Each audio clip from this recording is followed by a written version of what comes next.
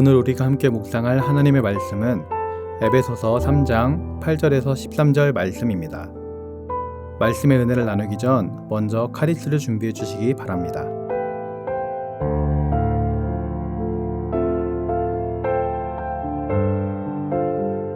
모든 성도 중에 지극히 작은 자보다 더 작은 나에게 이 은혜를 주신 것은 측량할 수 없는 그리스도의 풍성함을 이방인에게 전하게 하시고 영원부터 만물을 창조하신 하나님 속에 감추어졌던 비밀의 경륜이 어떠한 것을 드러내게 하려 하심이라. 이는 이제 교회로 말미암아 하늘에 있는 통치자들과 권세들에게 하나님의 각종 지혜를 알게 하려 하심이니 곧 영원부터 우리 주 그리스도 예수 안에서 예정하신 뜻대로 하신 것이라.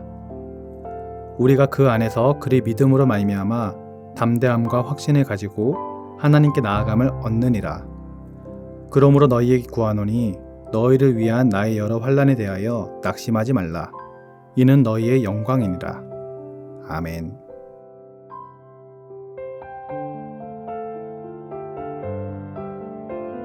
어머니께 심하게 반항하던 아들이 있었습니다. 사춘기 때 시작한 인생의 방황과 부모를 향한 반항심은 그칠 줄 몰랐습니다.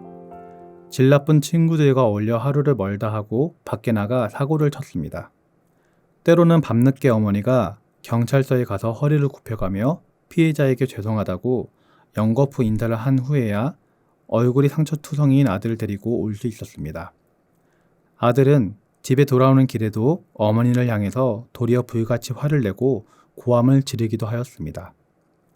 그렇게 누구보다 아들을 사랑하셨던 어머니가 어느 날 병에 걸려 시한부 판정을 받고 중환자실에 누워있게 되었습니다. 이제 얼마 후면 죽음을 맞이해야 하는 어머니를 보며 그제서야 아들은 어머니께 오래전부터 꼭 하고 싶었던 말을 꺼냅니다. 엄마, 내가 미안해. 엄마, 내가 잘못했어. 그렇게 시간이 흘러 어머니는 세상을 떠났습니다. 어머니의 장례식 날 아들의 두 뺨에서는 흐르는 눈물이 멈추질 않았습니다. 아들의 마음속에는 무거운 죄책감이 밀려왔습니다. 어머니가 저렇게 아프셨던 것은 다 나 때문이야. 어머니는 나 때문에 얼마나 속이 상하셨을까. 살아계실 때 조금이라도 더 잘해드릴걸. 어머니, 불효자는 웁니다. 이런 못난 아들내미가 뭐가 좋다고 우리 어머니는 나를 끝까지 사랑해 주셨나. 과연 내가 어머니의 사랑을 받을 자격이나 있을까? 어머니를 향한 그리움과 죄송한 마음이 아들의 가슴 속에 지워지지 않고 남아 있습니다. 오늘 본문을 기록한 사도 바울의 마음속 한편에는 바로 지금 소개해드렸던 아들이 느끼는 유사한 감정이 있습니다. 한때 누구보다 앞장서서 교회를 핍박했던 바울. 예수님을 믿는 사람을 잡아다가 핍박하고 감옥에 가두었던 바울. 바울이 얼마나 그리스도인들을 못살게 괴롭혔는지 그의 이름만 들어도 사람들이 벌벌벌 떨었습니다. 그런 바울이 다메섹에 있는 성도들을 잡으러 가는 길에 예수 그리스도를 만나고 완전히 새로운 사람이 되었습니다. 그리고 복음을 위하여 누구보다 헌신하며 큰 일을 행하는 사람이 되었습니다. 그러나 여전히 지울 수 없는 그의 과거가 이따금씩 다시 찾아옵니다. 바울이 자신의 인생을 돌아보니까 너무나도 신비하고 이해가 되질 않는 겁니다. 아니 어떻게 나와 같이 끔찍한 일을 저지른 사람이 이렇게 하나님의 복음을 전하는 일꾼이 될 수 있을까? 고린도전서 15장 9절에서 바울이 이렇게 얘기를 합니다. 나는 사도 중에 가장 작은 자라.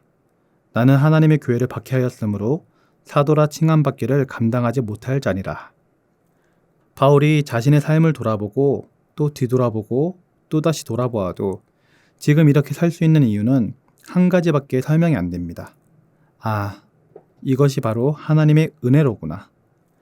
그래서 바울은 나의 나 된 것은 모든 것이 하나님의 은혜로 된 것이다 라고 고백을 하였습니다. 우리도 마찬가지입니다. 사랑하는 성도님들의 삶은 어떠하셨습니까? 예수님을 믿기 전의 삶은 어땠습니까? 교회 나오기 전에 삶은 어떠하셨습니까? 사람마다 정도는 다르겠지만 바울과 같이 하나님 보시기에 부끄러운 모습이 가득했을 것입니다. 우리가 지금 교회에 나오고 예수님을 믿고 신앙생활을 하는 것, 그리고 하나님이 주시는 복된 삶을 살아갈 수 있는 것, 이 모든 것은 다 하나님의 은혜가 아니면 설명이 안 되는 것입니다. 그 후 바울은 하나님께서 자신을 구원해 주시고 사도로 부르신 목적을 발견하게 됩니다. 오늘 본문 8절과 9절 말씀을 함께 보겠습니다. 모든 성도 중에 지극히 작은 자보다 더 작은 나에게 이 은혜를 주신 것은 측량할 수 없는 그리스도의 풍성함을 이방인에게 전하게 하시고 영원부터 만물을 창조하신 하나님 속에 감추었던 비밀의 경륜이 어떠한 것을 드러내게 하려 하심이라. 하나님께서 바울을 사도로 세워주시고 그에게 주신 특별한 임무가 무엇입니까? 첫 번째는 예수 그리스도의 풍성함을 이방인에게 전하는 것이고, 두 번째는 감추어져 있던 하나님의 비밀을 드러나게 하는 일입니다. 바울에게 임한 특별한 임무를 쉽게 말하자면 누구든지 예수를 믿으면 이방인이라 할지라도 구원을 얻고 하나님 나라의 자녀이며 약속을 이어받을 자가 된다라는 말씀인 거죠. 바울은 받은 바 은혜가 큰 만큼 이 사명을 너무나도 성실하게 잘 이행했습니다. 죽음까지도 각오하였고 감옥에까지 갈 정도였습니다. 바울이 그 정도로 사명을 잘 감당할 수 있었던 것은 자신이 어떤 존재였는지를 분명히 알고 있었고 얼마나 큰 은혜를 받았는지를 명확하게 알고 있었기 때문인 거죠. 받은 은혜가 큰 만큼 그 은혜에 감격하여서 하나님의 일을 감당했었던 것입니다. 우리도 마찬가지입니다. 우리가 바울처럼 받은 은혜의 가치를 깨닫는다면 우리의 삶을 바라보는 생각과 우리의 가치관, 또 우선순위 등은 새로워질 수밖에 없습니다. 나의 목적이 우선이 아님을 깨닫게 되는 것이죠. 하나님의 목적이 우선되어지는 삶을 살게 되는 것입니다. 하나님께서 우리 한 사람 한 사람에게 은혜를 베푸신 목적은 우리를 통해 그리스도의 풍성함이 흘러가도록 하는 것입니다. 이웃들에게 그리스도가 선포되도록 하고 우리를 통해서 그리스도가 보여지도록 하는 것이죠. 이를 위해서 우리는 우리가 어떤 은혜를 받았는지 다시 한번 생각해 보아야 하겠습니다. 어머니를 잃은 후에야 잘못한 것을 뉘우치며 뜨거운 눈물 흘렸던 불효자가 되는 것이 아니라 어머니가 살아있을 때 어머니께 받은 은혜를 깨닫고 또 어머니의 뜻을 깨달아 어머니의 기쁨이 되는 삶을 살아야 하는 것입니다. 오늘 말씀을 통해서 우리가 하나님께 어떤 은혜를 받았는지 다시 한번 깊이 생각해 볼 수 있는 성도님들 되시길 바랍니다. 또한 우리의 생각과 마음이 하나님이 아닌 다른 데 맞춰진 부분이 있다면 다시금 우리의 생각과 마음을 하나님께로 두고 우리의 인생과 목적과 삶을 하나님을 위한, 하나님을 향한 삶으로 살아갈 수 있기를 소망합니다. 하나님께 받은 바 은혜를 잊어버리지 말고 주님께 받은 은혜에 감사하며 살아갈 수 있는 우리 귀한 성도님들 되시길 주님의 이름으로 기도드립니다. 기도하겠습니다. 사랑의 하나님 아버지, 바울은 자신이 받은 은혜가 얼마나 큰지를 누구보다 잘 아는 사람이었습니다.